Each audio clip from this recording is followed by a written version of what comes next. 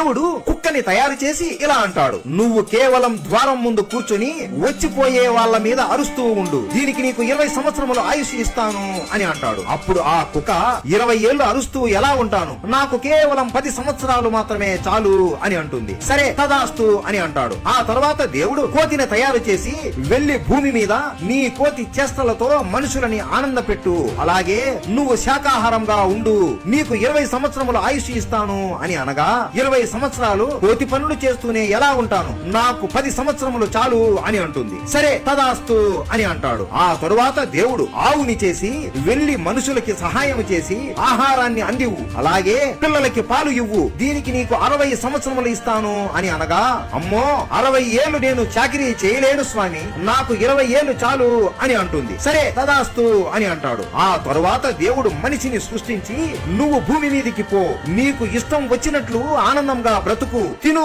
తాగు, శృంగారం చెయ్యి, ఏ పని అయినా నీకు ఇష్టం వచ్చినట్లు చేసుకో, దీనికి నీకు 20 సంవత్సరములు ఆయుష్ ఇస్తాను అని అనగా, 20 ఏళ్లేనా, ఇది చాలా తక్కువ స్వామి, నాకు ఆవు వద్దనుకున్న 60 ఏళ్లు, కోతి వద్దనుకున్న 10 ఏళ్లు, కుక్క వద్దనుకున్న 10 ఏళ్లు ఉన్నాయి కదా, అవి కూడా నాకే ఇవ్వండి అని అనగా, దేవుడు నవ్వుకొని, సరే మీ ఇష్టం, కానీ మీరు మొదటి 20 సంవత్సరములు ఆడుకుంటూ సరదాగా గడుపుతారు, తరువాత 40 సంవత్సరములు ఆవులాగా గొడ్డి చాకిరీ చేసి కుటుంబం కోసం కష్టపడతారు, ఆ తరువాత 10 ఏళ్లు ముసలవాడిలాగా అయి కోతిలాగా మనవళ్ళు మనవరాలని ఆడిపిస్తారు, మిగిలిన 10 ఏళ్లు ఒక కుక్కలాగా వచ్చిపోయే వాళ్ళ మీద అరుస్తూ గుణుగుతూ ఉంటారు అని తదాస్తు అని మనిషిని పుట్టిస్తారు. అలా మన జీవితం మొదలయ్యింది. వీడియో నచ్చినట్లయితే హర హర మహదేవా అని కామెంట్ చేయండి.